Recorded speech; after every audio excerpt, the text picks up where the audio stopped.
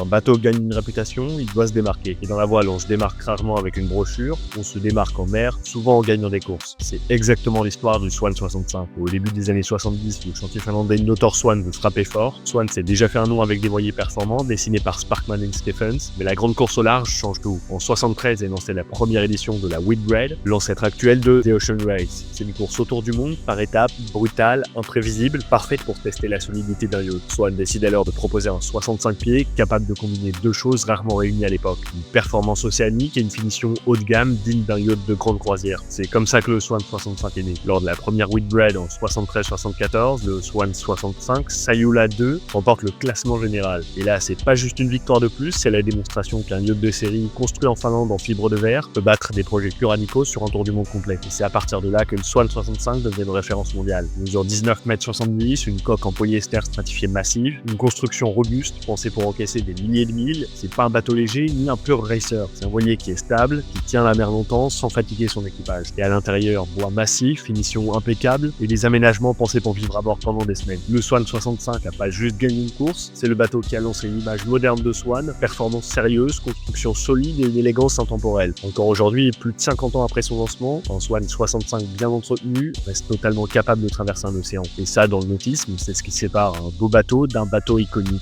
Moi, c'est Tim, et si t'aimes les histoires autour des bateaux et du nautisme, n'hésite pas à t'abonner, à laisser un commentaire. Et on se retrouve demain pour la prochaine vidéo.